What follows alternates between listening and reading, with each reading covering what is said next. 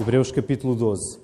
Portanto, também nós, visto que temos a rodear-nos tão grande nuvem de testemunhas, desembaraçando-nos de todo o peso e do pecado que tenazmente nos assedia, corramos com perseverança a carreira que nos está proposta, olhando firmemente para o autor e consumador da fé, Jesus, o qual, em troca da alegria que lhe estava proposta, suportou a cruz, não fazendo caso da ignomínia, e está assentado à destra do trono de Deus. Considerai, pois, atentamente aquele que suportou tamanha oposição dos pecadores contra si mesmo, para que não vos fatigueis, desmaiando em vossa alma. Vamos ficar sentados, irmãos. Vamos orar. Ó Senhor, nesta hora nós te pedimos que possas abrir os nossos corações. Nós te pedimos que seja o Teu Espírito a guiar-nos através da pregação da Tua Palavra, Senhor. Ajuda-nos a nós que estamos aqui, Senhor. Nós te queremos louvar através da pregação da Tua Palavra, Senhor. No nome do Teu Filho Jesus. Amém. Semana passada terminámos o estudo que estamos a fazer no livro de Esdras e para a semana certamente prosseguiremos para o livro de Neemias. E o texto hoje, vamos para Hebreus 12, 1 a 3. E é em textos como este, em Hebreus, que percebemos que a vida cristã tem uma dose indispensável de exortações e avisos. Eu não sei se os irmãos já tiveram a oportunidade de ler esta carta aos Hebreus. Talvez seja a carta mais assustadora em toda a Bíblia. Pelo menos para mim, quando eu leio os Hebreus, esta carta aos Hebreus, há determinados capítulos que me custam a ler. E é uma carta propositadamente para nos ferrar, para nos intimidar e para ficarmos firmes. E a vida cristã tem esta dose indispensável de exortações e avisos. Há certeza que nós temos da convicção da segurança eterna que temos em Jesus. Isto é uma certeza inabalável que nós temos.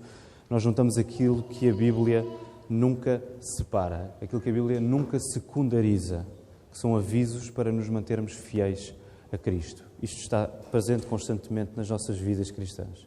E queremos estimar ambos, a segurança eterna em Cristo, os avisos que a Bíblia também nos dá, porque ambos são estimados pela palavra. O trabalho perfeito de Jesus em nosso favor e a nossa vigilância constante na fé. E este excerto que nós lemos, estes 3 versículos que nós lemos, são a conclusão do capítulo anterior. O capítulo anterior de Hebreus, o capítulo 11, é muito conhecido. É aquele capítulo que fala de exemplos de fé de pessoas do Antigo Testamento. Desde Abel, Abraão, passando pelos reis, pelos profetas. Muitas pessoas que são mencionadas e que permanecem pelo seu exemplo de fé. E o texto fala-nos numa nuvem de testemunhas, referindo-se a essas pessoas. E essa nuvem de testemunhas constitui para os hebreus, para quem a carta foi dirigida, e para nós também, um exemplo denso de vidas guiadas pela fé. Não é apenas um exemplo passageiro, é um exemplo denso, é uma nuvem, uma nuvem de testemunhas. Não é matéria que se dissipa e desaparece facilmente. É algo espesso e consistente para nos animar. É importante que nós tenhamos conhecimento dos exemplos de fé que nós temos na palavra. Não foram homens perfeitos, nós vamos ver que foram homens que pecaram, fizeram coisas muito mal feitas, provavelmente nós nunca fizemos, mas mesmo assim a Bíblia considera-os como exemplo por causa da fé deles. E por isso é matéria espessa à qual nos devemos agarrar. A mensagem é: se a fé daquelas pessoas que viveram antes de mim é a mesma que eu tenho, se essa fé é a mesma que eu tenho, e nós sabemos que é a mesma fé, então, não só eu devo viver na mesma dependência e força que eles, como também eu posso fazê-lo. A mensagem é: se a fé deles é a mesma fé que nós, se a fé do Antigo Testamento é a mesma fé que nós temos hoje, então eu posso viver na mesma dependência que eles viveram. E isto acontece por alguma coisa de especial em nós? Não. Apenas porque o Deus deles é o mesmo Deus que nós temos hoje connosco. O Deus deles é o nosso Deus. E é por causa disso, esse é o fundamento. O Deus do Antigo Testamento é o nosso Deus hoje. O Deus do Novo Testamento é o nosso Deus hoje. Por causa disso, nós recebemos a exortação para viver na dependência, para perseverarmos na fé. E como é que nós fazemos isto? Em primeiro lugar, o texto fala-nos de coisas que temos de largar, desembaraçando-nos de todo o peso e do pecado. A imagem é literalmente despir. Reparem que ia dizer Paulo, não há certezas que tenha sido Paulo que tenha escrito Hebreus, mas a pessoa que escreveu a carta usa a imagem da vida na fé como que uma corrida. É uma corrida que estamos a fazer. E a imagem é literalmente despir as vestes que na altura eram longas e que era preciso tirar para que a pessoa pudesse movimentar e pudesse correr. Literalmente tirar de nós, largar, despir. No caso dos Hebreus, para quem esta carta foi dirigida, havia um contexto específico. O autor referia-se ao apego que eles mantinham ao sacrifício, ao sistema de sacrifícios do Antigo Testamento. A carta dos Hebreus serve precisamente para clarificar que o sistema que há no Antigo Testamento de sacrifícios não precisa mais de ser seguido, porque o sacrifício perfeito já chegou, que é Jesus Cristo. Mas o problema dos Hebreus é que ainda estavam muito apegados ao sistema antigo. Eles queriam aquela religião toda que o Antigo Testamento nos dá. Então os Hebreus refugiavam-se em rituais religiosos, quando a verdadeira religião era descansar e confiar no sacrifício de Cristo. E reparem, nada melhor que uma imagem de uma corrida para desviar a atenção deles do sistema antigo. Esse era o peso que dificultava a caminhada deles. Agora, pensemos em nós. Será que esse peso é assim tão diferente dos pesos que nós hoje carregamos? Deixa-me dar um exemplo.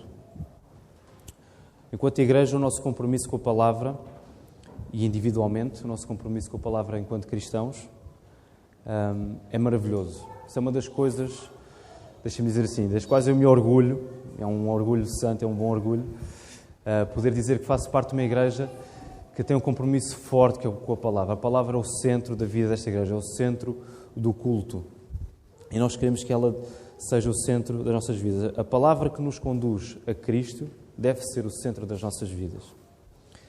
Mas agora o aviso é: a proximidade com a palavra pode não ser a proximidade certa que temos com a palavra. O que é que eu quero dizer com isto? Essa proximidade, que pode não ser a proximidade certa que nós temos com as Escrituras, é uma proximidade que produz em nós uma capa que não permite que a própria palavra penetre no nosso coração. Nós estamos tão habituados a lidar com a palavra, nós estamos tão habituados a dizer que ela é o centro das nossas vidas, estamos tão habituados a recitar versículos e a saber textos, que cria-se uma capa em nós e a própria palavra, o próprio poder da palavra não penetra nas nossas vidas. Eu não estou a dizer para deixarmos de lado a palavra, não é isso que eu estou a dizer, irmãos. Não me entendam mal. Eu estou a dizer, nós precisamos da palavra, mas também precisamos de depender do Espírito Santo para que a Bíblia nos atinja de facto. Nós precisamos da ação do próprio Deus para que a palavra penetre em nós. Até que ponto é que não andamos à procura de uma religião da palavra em vez da ação da própria palavra? Eu acho que isto é um risco em cada um de nós, a começar por mim. É um risco diário para mim, em que eu tento, de uma maneira quase religiosa, ler a Bíblia todos os dias, e às tantas dou por mim, nada daquilo que eu estou a ler está a produzir efeito na minha vida. Que tipo de proximidade é que nós temos com as palavras? Queremos uma religião da palavra ou queremos a ação da própria palavra, a ação do próprio Espírito Santo em nós? Em segundo lugar, lemos sobre o pecado, e a palavra é forte, que tenazmente nos assedia ou nos rodeia, que está tão perto de nós. E reparem, um dos trabalhos que o Espírito Santo faz em nós é convencer-nos do nosso pecado. O Espírito Santo, quando habita em nós, ele convence-nos do nosso pecado contra Deus. E, portanto, não é possível nós sermos crianças, nós sermos jovens, não é possível nós sermos homens e mulheres de fé, que vivem pela fé e que ao mesmo tempo ignoram os pecados que cometem. Não é possível nós sermos cristãos, pessoas de fé, e que ignoram vez após vez os pecados que cometemos. Deus trabalha a nosso favor, abrindo os nossos olhos, também para vermos o mal que fazemos contra Ele. Caminhar pela fé também é reconhecer o mal que todos os dias nós fazemos, acima de tudo, contra Deus. E devemos lutar seriamente contra estes pecados. A exortação do texto é forte. Dispam aquilo que vos prende, aquilo que vos pesa, aquilo que está em vós. Dispam isso. Nós devemos lutar seriamente contra os pecados que cometemos. Deus conhece os nossos corações, Deus conhece o coração de cada um de nós. Deus sabe quais são os pecados que estão mais entranhados em nós, que são mais difíceis nós largarmos. A exortação é: confessem esses pecados a Deus. Confessem esses pecados com o vosso marido, com a vossa mulher, em família. Orem. Peçam perdão a Deus. Peçam que Deus nos conceda arrependimento. É importante perceber que esta é a nossa condição natural. Citando João Calvino, quando ele comenta este texto. Lembrem-se, a imagem aqui é de uma corrida. O cristão está numa corrida constante. E João Calvino diz assim: porquanto, por natureza, já somos mais lentos do que deveríamos ser, de sorte que não permitamos que outras causas nos sirvam de atraso. Nós já somos mais lentos do que aquilo que deveríamos ser. O aviso é que saibamos que a nossa lentidão nesta corrida, nesta carreira de fé, é um dado adquirido porque somos pecadores. Temos que ter isto em atenção. Nós continuamos a ser pecadores. Apesar de já sermos salvos, nós permanecemos pecadores. E isso atrasa-nos. Isso torna-nos lentos por natureza. Temos uma corrida para correr. Agora, deixem-me, obviamente, usar a ilustração que o próprio texto dá, que é a ilustração de uma corrida. Numa corrida normal, nós precisamos de a fazer com paciência e perseverança. Eu não sei quantos dos irmãos é que têm experiência em correr. Fazer jogging ou fazer desporto. Olha para o Rui e o Rui riu-se. Não sei se os irmãos têm essa experiência. Certamente saberão. Nós não podemos começar a correr com tudo o que nós temos se quisermos um bom tempo de corrida. Não é? Nós, por exemplo, se quisermos correr meia hora, nós não podemos, nos primeiros 5 minutos, começar a sprintar, começar a dar tudo. Porque nós vamos chegar ao fim dos 5 minutos e não vamos conseguir correr meia hora. Precisamos de ser cuidadosos e doseados no esforço que aplicamos para que as forças durem até ao fim. Acho que isto não é novidade para ninguém. Também não podemos esperar muita resistência nas primeiras corridas que fazemos. Se nós tomarmos a resolução, eu este ano vou começar a correr não sei quantos dias por semana, nós não podemos esperar que nos primeiros dias, nas primeiras semanas, possamos ter muita resistência. O nosso corpo não está habituado a isso. O nosso corpo não está habituado a esse esforço. O nosso ritmo cardíaco ainda não está preparado para grandes correrias. Vamos sentir o coração a palpitar demasiado cedo e vamos ficar assustados. Nós precisamos de fazê-lo gradualmente. Começar a correr mais devagarinho, aos poucos e poucos. O mesmo se aplica à nossa santificação e à nossa carreira na fé. Reparem, se a nossa fé pode ser comparada a uma corrida, a nossa vida não é uma corrida de 100 metros. Okay? A nossa vida é mais uma corrida de fundo, é mais uma maratona, 42 km. Okay? Parece que nunca mais acaba. É mais aí. Será difícil chegarmos às grandes decisões de fé da nossa vida se antes não começarmos por insistir naquelas que são mais pequenas e imediatas.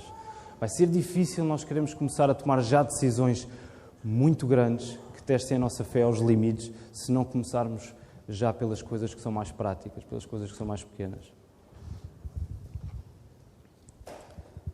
Por exemplo, será difícil começarmos por querer logo uma hora de oração por dia se não começarmos primeiro com 10 ou 15 minutos. Eu já experimentei isso. Tentei fazer muito tempo de oração e facilmente me cansei, facilmente fiquei desapontado e desanimado e não consegui continuar. Precisamos de começar lentamente, porque o cansaço virá, o desânimo também virá. Mas a exortação do texto é que nós corremos com perseverança a carreira que nos está proposta. Nós insistimos com paciência. Quando a palavra nos exorta e avisa, talvez a primeira reação que temos seja de receio e de medo. E como eu já partilhei, muitas vezes ao ler o livro de Hebreus eu tive receio e tive medo.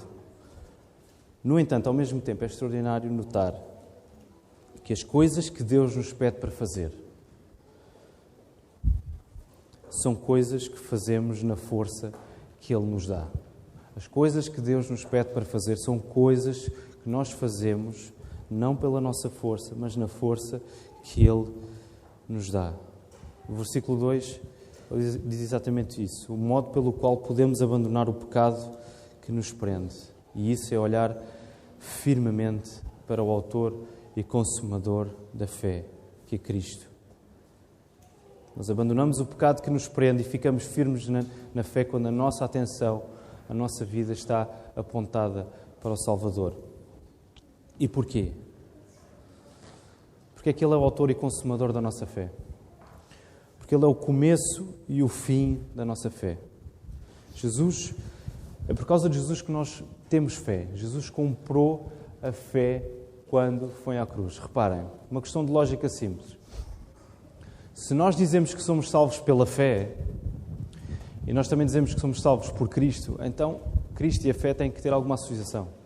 Então é porque Cristo comprou a nossa fé. O que Cristo garantiu na cruz foi a fé que nós hoje temos e que demonstramos e que vivemos.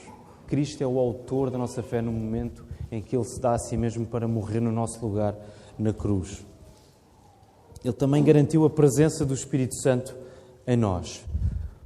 A fé, Efésios 2,8 diz: porque sois salvos pela graça mediante a fé. E isto não vem de vós, é dom de Deus. A própria fé é um dom de Deus, é uma dádiva, é algo que Ele nos dá. Portanto, Cristo compra para nós a própria ação do Espírito Santo na nossa vida.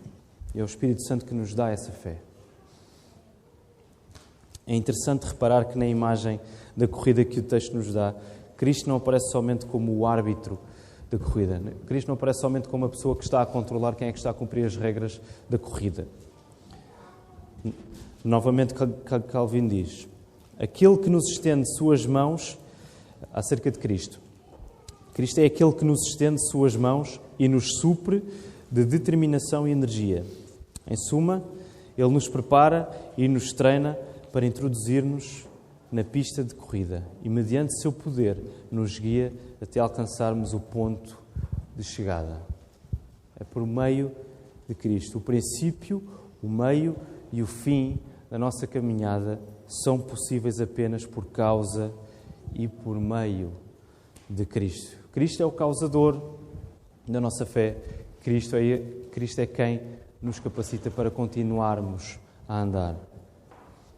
Olhar para Cristo, como o texto diz, significa colocar-nos numa posição em que tudo aquilo que precisamos encontra-se em quem se fez servo para ser o nosso Senhor. Quando nós olhamos, quando o texto diz que nós olhamos, quer dizer que nós estamos completamente maravilhados com aquilo que nós estamos a ver. Nós olhamos e vemos o nosso Salvador, nós olhamos e vemos aquele que se fez servo para ser o nosso Senhor. E quando nós olhamos dessa maneira para Cristo, nós não vamos querer mais nada. Nós não vamos querer que mais pecado ou peso se agarre em nós. A única coisa que nós vamos querer que esteja a agarrar-nos é o próprio Salvador. A partir do momento em que eu reconheço o senhorio, o domínio de Cristo sobre a minha vida, não mais o pecado tem domínio sobre mim. Quando eu reconheço, quando nós reconhecemos, quando cada um de vocês reconhece o domínio de Cristo sobre as vossas vidas, não mais o pecado terá domínio sobre nós. Porque agora o objetivo da nossa vida já não é viver para o pecado.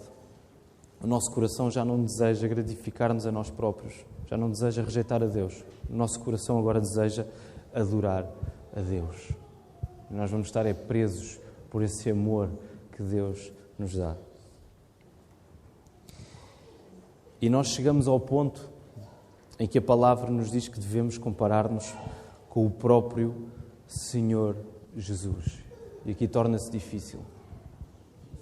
Jesus é o exemplo supremo de fidelidade e obediência a Deus. E a Bíblia diz-nos que a quem nós devemos comparar-nos, só uma pessoa que nos devemos comparar, que é o Senhor Jesus. Agora reparem, eu não sei se estamos habituados a pensar nisto desta maneira, mas se o próprio Filho de Deus, se o próprio Jesus, que é Filho de Deus, igual com o Pai, um com o Pai, Jesus tem o mesmo poder, a mesma glória que o Pai tem, o mesmo grau de importância que Deus Pai tem. O Espírito Santo também tem o mesmo grau de importância que Deus Filho e Deus Pai têm.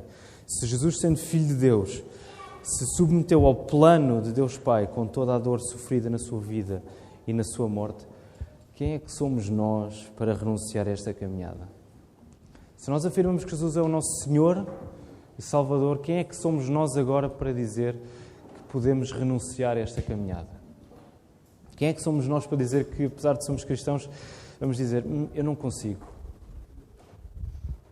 Se o próprio Jesus se submeteu, quem é que somos nós para dizer que não nos vamos submeter? Deixa-me dizer uma coisa. Eu acredito que quem afirma que o cristianismo é difícil demais para ser vivido demonstra mais orgulho do que humildade. E quero explicar isto. Quem afirma que o cristianismo é difícil demais para ser vivido, eu creio que demonstra mais orgulho do que humildade. À primeira vista pode parecer humilde eu dizer que eu não sou capaz de fazer o que a Bíblia pede. À primeira vista isso pode parecer um discurso de humildade. Eu não sou capaz. Isto é demasiado difícil para mim, é melhor eu não me meter aí. Mas na verdade é um tremendo ato de orgulho. Porquê? Exatamente porque a capacidade de fazer o que a palavra nos pede não está em nós, mas é dada por Deus. Logo, se a capacidade para nós fazermos o que a Bíblia nos pede não está em nós, mas vem de Deus, rejeitar o que a palavra diz é rejeitar o próprio Deus que diz e capacita. E isso é o maior ato de orgulho que nós podemos ter. É rejeitar a graça de Deus. É achar que quem define o que podemos ou não fazer em relação a Deus somos nós. E isso é mentira. Quem define isso é o próprio Deus. Irmãos, nós sabemos tão pouco do que é viver pela fé, do que é viver pela graça, porque de facto nós não procuramos viver pela graça de Deus. Nós estamos tão prontos a dizer que não conseguimos, nós estamos tão prontos a dizer que a nossa resistência é tão fraca, porque confiamos mais em nós do que em Deus. Nós olhamos mais para nós do que em Deus. Por isso é que é tão difícil para nós vivermos pela fé. E comece por mim. Comece por mim. É por isso que é apenas natural que achemos que não conseguimos fazer o que Deus nos manda fazer na sua palavra. É natural. É porque não confiamos em Deus. É porque somos orgulhosos ao ponto de pensar que quem define o que nós podemos fazer ou não em relação àquilo que a Bíblia nos manda somos nós. Mas não somos. Deus é quem define isso. E qual é o fim disso? Como é que termina o nosso texto? No versículo 3. Considerai, pois, atentamente aquele que suportou tamanha oposição dos pecadores contra si mesmo, para que não vos fatigueis, desmaiando em vossa alma. Quando nós não vivemos pela graça, nós não acreditamos na graça que Deus nos dá para viver. O fim disso é fatiga, é desânimo, é fraqueza, é desmaio. Tal como o título do sermão de hoje é ganhar pulmão para a corrida. Nós só podemos ganhar pulmão quando corremos se respirarmos da maneira certa. Nós só podemos ganhar pulmão para esta corrida se respirarmos Cristo constantemente. E como é que nós podemos respirar Cristo constantemente se não investirmos tempo na Sua Palavra?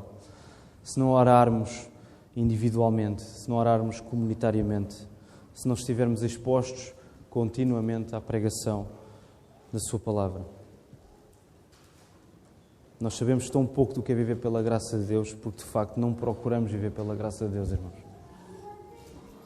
E quero terminar como comecei. Nós não passamos por cima dos avisos que a Bíblia nos dá.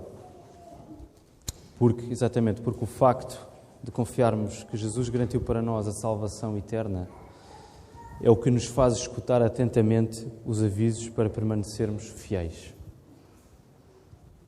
É o próprio Deus que nos salva, que nos dá ouvidos para ouvirmos as exortações. Reparem, Jesus salva-nos, mas Ele passa a vida a dizer para caminharmos pelo caminho que é estreito. Ele passa a vida para vigiarmos e orarmos. Não podemos descurar isso. Jesus é o autor e consumador da nossa fé, porque só Ele nos dá a fé e nos dá o desejo e a urgência em permanecermos cada vez mais firmes nessa fé. Reparem, é Ele que garante não só a nossa justificação, Jesus é quem garante a nossa justiça, como aprendemos no Catecismo. Jesus é quem garante a nossa justiça declarada diante de Deus. É Ele que faz esse trabalho.